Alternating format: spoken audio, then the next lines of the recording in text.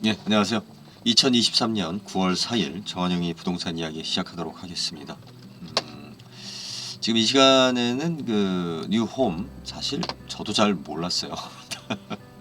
아니 왜 그러냐면 이때가 제가 그 한참 지금 다른 거에 집중하던 시기에 나왔던 기사고 또 제 주변에는 지금 그죠? 뭐 그렇게 아파트를 장만해야 될 상황인 분도 있지만 전체적으로 뉴홈에 해당되는 친구가 별로 없죠. 별로 없어요. 이제 뭐냐면 이제 자녀들, 이제 자녀로 가야 될 나이에요. 10년 사이에. 그래서 어떻게 보면 이제 저희 회원분들도 그렇지만 자녀분들이 이제 해당이 되지 않을까 싶습니다. 제가 그 과거에 저의 책을 자꾸 이제 그 한 번씩 강조하는 이유가 왜 그러냐면 당시에도 뭐 그런 이야기를 했지만 10년이 흐른 다음에 누가 맞는 이야기를 하는지 보자. 그 이야기를 많이 했죠.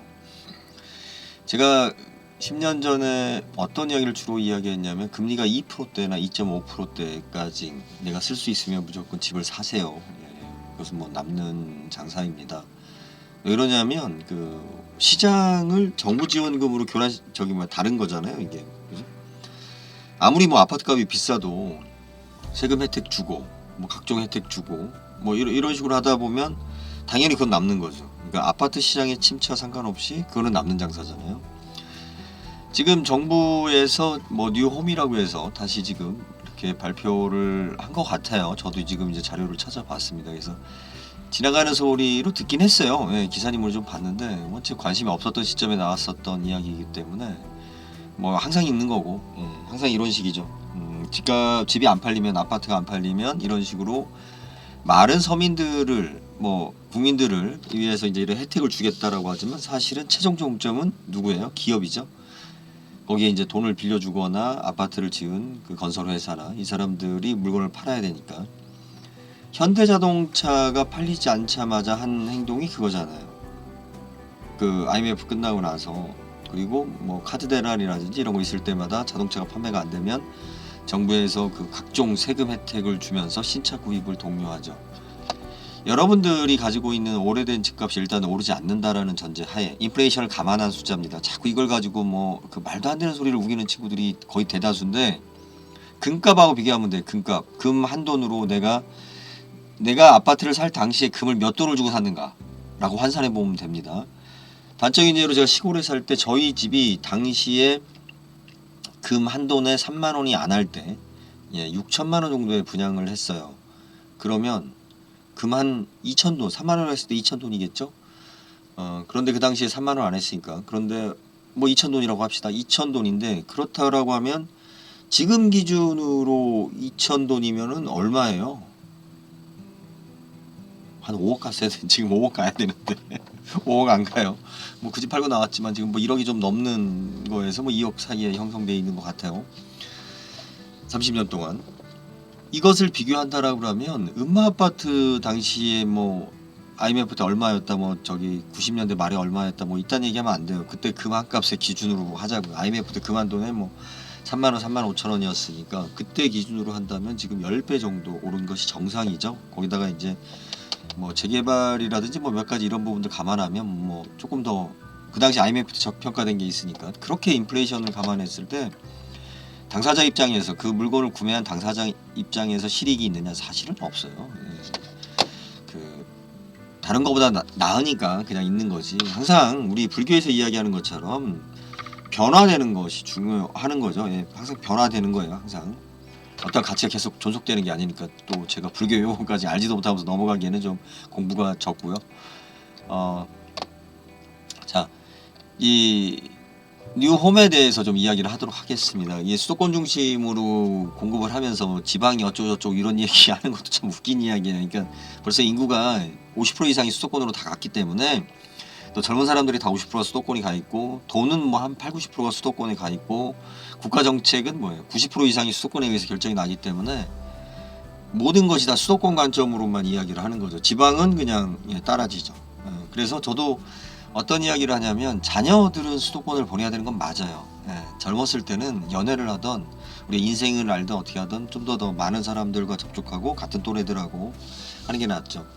시골 생활이 아무리 좋고 뭐 돈 있다라고 하더라도 시골에 묶어두는 것은 미래를 위해서 좋지 않다. 예, 그런 생각인 거고 뭐 저희 집 아이들 중에 아직 결혼한다는 얘기는 없으니까. 그런데 자, 이 뉴홈을 한번 봅시다. 이게 금리가 보면 뭐 아까 제가 정확하게 1.9%인가 부터 해서 이렇게 있는데 지금 이야기가 뭐냐면 그죠? 뭐 무조건 이렇게 마곡, 하남, 뭐 군포, 인천, 계양 그런데 이제 여기가 저기잖아요. 서울은 아니잖아요. 서울 외곽이 서울에 출퇴근할 수 있는 곳이지. 네, 그러면서 그 특별공급분에 대해서 경쟁률을 이렇게 높다라고 하는데 이제 이건 왜 이렇게 했어요? 큰 혜택을 주니까 그런 거죠. 시장 가격하고 지금 다른 가격을 제시하는 거잖아요. 이 다른 가격이 어떤 다른 가격이냐면 금리로 이렇게 주는 거란 말이에요. 지금 금리로. 만약에 분양하는 물건이 아니라 우리가 젊은 친구들이 신규로 그냥 집을 사는데 오래된 주택이든 빌라든 뭐 단독주택이든 뭐 일반적인 주택을 그냥 사는데 이러한 정책적으로 지원을 해준다. 그럼 당연히 그런 걸 선택하겠죠. 그런데 대기업에서 판매하는 아파트만 이런 혜택을 준단 말이에요. 마치 현대자동차에서 판매하는 신차에 대한 할인 혜택만 주는 거죠. 내가 중고차를 살 때는 그런 금리 혜택이나 세금 혜택을 주지 않죠. 정부에서. 뭐 자동차 같은 경우는 세금은 사실 크지 않지만 가장 큰 거는 이제 금리 혜택이죠. 중고차를 할부할 때는 이자가 되게 비싸죠. 그래서 신차를 뽑고 할부하는 게 사실상 기분도 더 좋고 더 경제적이죠. 중고차를 현금으로 사지 않는 이상은 중고차는 그 타산이 안 맞아요. 오히려 할부로 살 거면 새 차를 할부로 사는 게 훨씬 더 유리합니다. 대체적으로. 뭐 그렇지 않은 케이스도 있겠지만 집을 보자고요. 그러면 새 집은 정부 혜택을 받고 무조건 할부로 사야 된다. 40년이든 50년이든 그건 나중 문제고 예, 정부 혜택을 주니까 금리 혜택을 주는 거죠. 실질적으로 뭐 집값을 보존해 주는 건 아니지만 장기적으로 봤을 때는 거의 무이자에 가까운 돈, 인플레이션을 감안하거나 물가 상승률을 보면 사실은 2%대라는 것은 거의 뭐 제로 금리로 주는 거기 때문에 그걸 감안하면 새 집은 무조건 그렇게 사야 되는데 문제는 그는 내가 사는 집이에요. 그죠? 사는 집이에요. 투자성으로 봤을 때는 헌집을 사는 것이 유리해요. 그런데 문제는 돈 되는 헌집은 대출이 안 돼요. 여러분들 이걸 아셔야 돼요. 대출이 안 돼요. 저희가 데모산을 실패했었던 가장 큰 그 이유 중에 하나가 처음에 제가 잘못했죠. 예, 충분한 금액을 모아서 갔어야 되는데 욕심에 조금 부족한 상태에서 밀어붙이면서 공시지가가 50억짜리 땅이 1,000만 원도 대출이 안 돼요. 대출이 안 된다라는 것은 정상적인 거래를 못 한다라는 거예요. 유일하게 현금을 넣을 수 있는 사람. 아니 현금을 넣으면 되지 않냐 이렇게 쉽게 얘기하는데 현금 가진 사람들 많지 않습니다. 그리고 현금을 가지고 있으면 달라고 하는 사람들이 많아요. 그러니까 내가 선택할 길이 많기 때문에 현금을 우리가 일정 금액 이상 보유하는 것은 굉장히 어렵습니다. 부자라고 하는 사람들이나 기업이라고 하는 사람들도 현금을 쌓아놓고 있기는 되게 어렵습니다. 내 자산이 얼만큼 된다 이런 거지 막상 그냥 그 현금을 놔두고 뭐 금고에 놔두고 이렇게 집을 사거나 뭐 땅을 투자하거나 이렇게 할 수 있는 사람이 없습니다. 그래서 제가 그 부동산 유통 혁명론 우리가 투기는 만인의 투기는 투자가 된다라는 책을 지금 이제 마무리를 하고 있는데 잘 안 돼요 솔직히. 근데 뭐 잘 쓰려고 노력을 하는데 이런 걸 깨는 부동산 유통 구조를 깨는 아무튼 뭐 그런 걸 이야기 좀 하려고 하는데 일단 핵심은 오늘 이제 뉴홈 이제 이 부분인데 여러분들 이 주택은 그 우리가 청약을 받은 다음에 그죠? 청약을 받은 다음에 로또 청약이라고 하지만 사실은 뭐예요? 이렇게 묶어놓잖아요. 일정 기간 동안 뭐 매매를 못하게 하거나 또 이렇게 몇 가지 그 조건이 있는 걸로 알아요. 그것을 감안했을 때 과연 이거를 내가 선택하는 것이 옳은가? 이제 이 문제가 생기죠. 이 문제가 생기는데 분명히 이야기 드리지만 이게 뭐 4억 원 끌어오면 수억 번다. MZ세대 여기로 그러니까 왜 그러냐면 이게 이제 100% 대출은 아니잖아요. 예, 일정 금액 내가 이제 현금을 넣어야 되는 건데 그게 아마 4억 정도인가 보죠.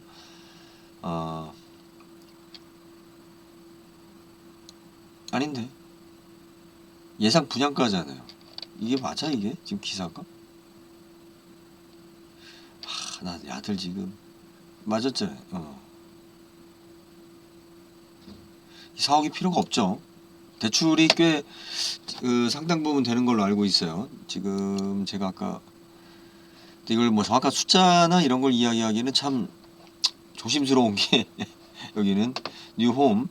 제가 지금 모니터를 이렇게 봐야 돼요. 이렇게 봐야 돼요. 지금 앞에 정면에 보이는 거는 작은 모니터고 그죠? 40년 동안 고정금리 최대 5억 원 한도 내에서 분양가의 80%를 최장 40년간 해준대요. 5억의 한도에서 40년 분양가의 80%. 그러면은 예를 들어서 내가 5억을 대출 받았어. 그러면 우리가 1.9%에서 3.0%라고 하면 대부분 3.0%에 많이 걸리죠. 신용이 앞에 많이 안 걸려요. 그렇다고 해도 뭐 그래서 그냥 그래도 희망적으로 2%라고 합시다. 5억에 2%면 우리가 1년에 1,000만 원을 갚아야 되니까 한 달에 100만 원이 안 되죠. 그러면 한 90만 원 정도? 90만 좀 더 내겠네요. 90만 원 정도 냅니다. 그런데 우리 젊은 친구들이 신혼부부가 월세로 살려고 한다라고 했을 때 얼마나 좋은 혜택이에요. 90만 원 주고 내 집을 사는 거예요. 이거는 빚을 갚으면서. 물론 뭐 40년 동안 이제 처음에는 이자를 많이 내고 원금을 적게 내고 뭐 이런 식으로 이제 쭉 가겠죠. 이거를 하게 되면은 좋은 점이 있어요. 뭐가 좋냐면 일단은 이 아파트를 갖다가 뭐 어마어마한 돈을 번다. 이건 아예 꿈을 꾸지 마세요. 이제 아파트 시장은 그렇게 안 됩니다. 이 사이클이 벌써 40년 기다리셔야 돼. 예전에는 사이클이 그나마 짧았기 때문에 그리고 우리나라가 뭐 어떻게든 장기적으로 이렇게 쭉 발전을 해왔었던 무조건 오르던 시대였기 때문에 뭐 특별한 것을 해서 오른 것이 아니라 주식이라든지 내가 도박이라든지 이런 사기꾼한테만 당하지만 않으면 어떤 것을 사도 순서 차이고 금액에 대한 비율 차이였지 무조건 올랐어요.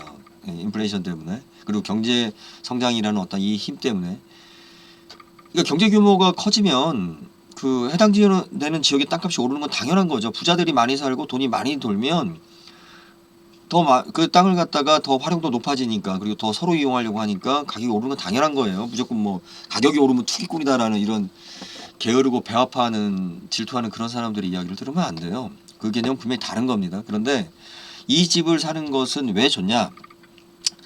이거는 예를 들어서 부모 입장에서 내 자녀한테 결혼한다 뭐 한다라고 하면 해줄 수 있으면 해줘야 돼요. 하라고 해야 돼요. 왜?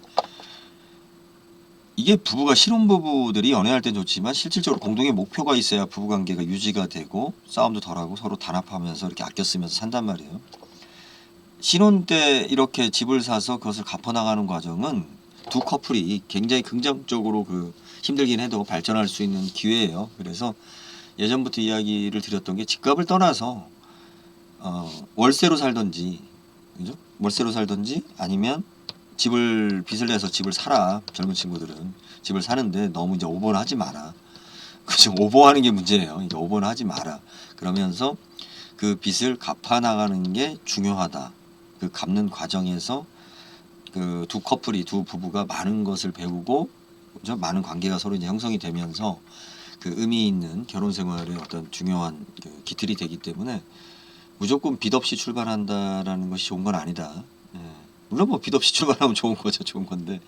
그래서 이거는 어떻게 됐든 뭐 개인적으로는 좋아하는 정책은 아니에요. 좋아하는 정책은 아닌데 우리가 어찌 됐든 3% 이하대의 금리의 부동산 상품은 사실은 그냥 무조건 사야 되는 게 이게 슬픈 현실인데 무조건 사야 돼요. 무조건 사야 되는데 그러다 보니까 경쟁률도 높고 뭐 청약에 대한 막 이런 거에 지치다가 뭐 그거랑 비슷한 거 다른 것도 있대라는 이런 장사꾼한테 또 속아서 금리 생각 안 하고 이렇게 사는데 지금같이 고금리일 때 이런 저금리를 사는 것은 뭐 의미는 있습니다. 의미는 있고 다만 어느 정도 어쩔 수 없어요.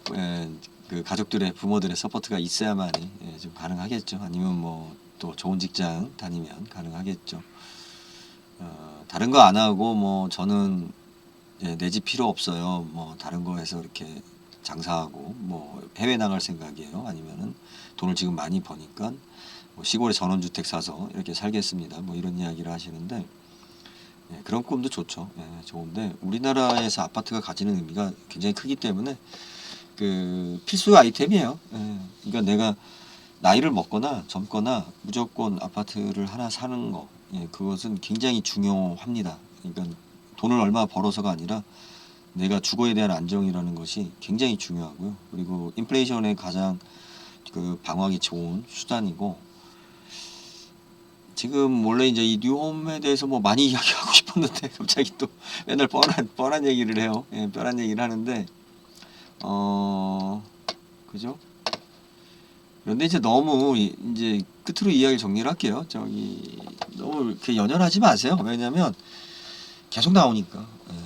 제가 지금 전 시간에도 이야기했지만 지금 고령화 사회와 주택연금 그리고 우리나라의 과잉된 아파트 공급 뭐 이런 문제, 재건축이 어려워지는 문제, 고령화가 일단 그 모든 원인의 단초죠. 그러다 보니까 젊은 세대들은 저는 전세로 집을 얻는 것에 대해서 반대해요. 예, 전세로 하게 되면 경매로 사던 아니면 이렇게 공공청약에서 유리한 걸 청약할 때 내가 원하는 시점에 뭐 부모님이 도와주지 않으면 전세금을 못 뺍니다. 이게 돈의 유동성이 없기 때문에.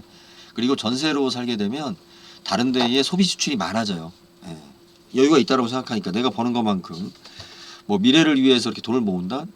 젊으면 젊을수록 그럴 필요도 없고 그런 생각이 들지 않아요. 예. 젊으면 젊을수록 그 나이 먹은 사람이 자꾸 그 이렇게 미래를 걱정하고 뭐 자기 죽을 때 걱정하고 그러는 거지. 젊은 사람들은 하루하루가 중요하기 때문에 뭐 그 젊은 친구들이 굳이 애써서 그 앞으로 닥치지도 않은 미래를 걱정하면서 그렇게 뭐 궁상 떨면서 살 필요는 없기 때문에 그 삶 자체도 젊었을 때 그게 또 좋은 거니까.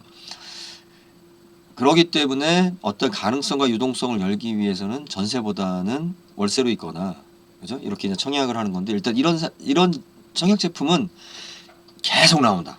계속 나온다 이거예요. 우리가 내가 조바심 내면 지는 거예요. 자, 포인트는 뭐냐? 결국은 집이 안 팔리면 계속 나온다. 그런데 집을 져봤자 지금 나이 먹은 사람들은 이제 주도하던 사람들은 더 이상 집을 못 사요. 그러니까 집값이 떨어지는 문제가 아니야. 일단 집을 살 의욕이 없어졌어. 벌써 제 주변도 이제 뭐냐면 평수를 막 늘리려고 하다가 이제 아이들이 다 크고 기숙사 가고 엄마 아빠하고 안 놀고 집에 안 들어오고. 예. 저희 집 아들은 집 나간 지 한 3년 됐어요, 지금.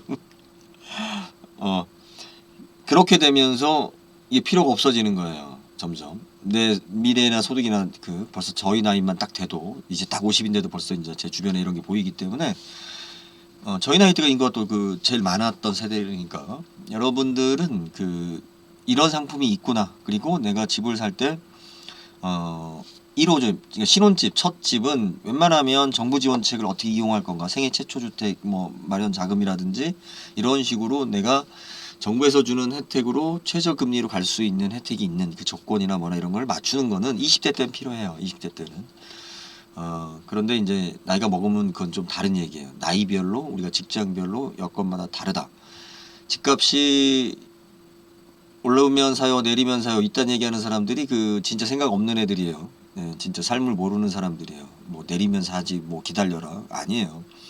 젊은 친구들은 뭐 영끌이다 이 문제가 아니에요. 내가 지금 사랑하는 사람하고 가장 소중한 젊은 날에 가장 소중한 시간을 지금 보내는 시점인데 집을 살 수 있으면 사야죠. 거기 잔머리 굴릴 필요 없어요. 가장 내가 사랑하는 사람 중심으로 내가 지금 이 시간을 어떻게 가치 있게 그 가치 있는 게 뭐예요? 젊은 사람들 둘이서 사랑하고 연애하고 그죠? 아이 낳고 행복을 생각하는 그 미래 꿈꾸는 그 시간이 그때는 가장 행복한 시간이잖아요. 예, 제 나이 때 할 수 없는 이제 우리는 이제 지나간 나이고 그래서 그 뉴홈 사전 청약 뭐 이렇게 쭉 나오는데 이거에 너무 흥분할 필요는 없어요. 흥분할 필요는 없고 어차피 기다리면 또 다음 버스는 또 오기 때문에 뭐 이걸 뭐 프리미엄 주고 산다, 청약 통장을 어떻게 한다 뭐 이런 것은 할 필요 없다고 봅니다. 할 필요 없고 지금 이게 그 실질적으로 청약 통장을 프리미엄 주고 사서 될 문제는 아니죠. 아마 거래 제한이 있을 거예요. 분명히 이제 이렇게 혜택을 많이 주는 상품은 우리가 그 거래 제한을 하니까 세금을 뭐 많이 물리거나 거래 조건에서 청약 조건에서 제한을 하기 때문에 자세한 내용은 이거를 뭐 관심 있는 사람들은 쭉 찾아보겠죠. 찾아보시면 되는데 제가 강조하고 싶은 거는 젊은 친구들은 그 뭐 압구정동 현대아파트 이런 거 쳐다보지 마시고 들을 필요도 없어요. 그리고 아파트 값이 오르면 산다 내리면 산다 자꾸 이런 거에 말리는데 거듭 강조하지만 10년 전이나 지금이나 20년 전이나 똑같습니다. 그러니까 그 신혼부부들, 젊은 친구들은 정부에서 주는 최초 혜택을 무조건 올라타시면 돼요. 그 집값하고 상관없이. 예. 자꾸 이거하고 상관없이 자꾸 뭐 폭락론 이야기하고 뭐 집값이 더 떨어지면 산다 이렇게 이야기하시면 안 됩니다. 그리고 더 핵심적인 걸 이야기하면 배우자, 그러니까 아내가 여자분들이 좋아해요, 새 집을. 예. 그리고 또 그렇게 청약해서 들어가는 집들은 일단은 노인네들이 없어. 예. 다 젊은 친구들이기 때문에 그 분위기라든지 이런 것들도 다들 좋아하고. 예. 그래서 집값 떨어지는 거 기다리지 마시고, 집값 떨어지는 거 기다리고 뭐하고 하시는 분들은 또 다른 나이대, 그러니까 이런 저금리 혜택을 받을 수 없는 사람, 현찰로 사야 되는 사람은 우리가 집값 떨어지는 거라든지 이런 타이밍이 되게 중요하죠. 예. 그런데 활부 무이자 활부로 거의 2%대 3%대 사는 분들은 굳이 뭐 이걸 애써서 뭐 이렇게 자격 조건 되면 하세요. 그리고 돈은 크게 못 벌어요. 크게 못 벌지만 만족할 거예요. 내가 허튼 데 쓰지 않고. 예, 아낄 수 있는 이유가 생기고 내가 저축할 이유가 생기기 때문에. 그러니까 아낄 수 있고 저축할 수 있고 만족할 수 있고 새 집이라 좋고. 예? 알뜰 신혼에 알콩달콩 좋죠. 예. 저는 집사람한테 미안한 게 뭐냐면 신혼 때. 예. 근데 뭐 그때 집사람 군인이어가지고 예, 관사에 지냈기 때문에 예, 관사 지내다가 이제 나중에 왔을 때는 뭐 이미 끝났죠. 예, 그 분위기 끝났죠 이제. 그래서 군인들, 장교분들, 뭐 관사에 있으면 이제 집 살 생각 좀 이렇게 늦게 한단 말이에요. 근데 그거 상관없이, 예, 뭐 언제까지 뭐 그 저기 관사에서만 살 수 없으니까 신혼 때는 무조건 정부 혜택을 받으시라. 그리고 이런 혜택은 인구 감소로 인해서 계속된다라는 걸 강조하면서 23분이나 됐네요. 이렇게 길게 녹음하려고 아닌데 여기까지 하겠습니다. 예, 감사합니다.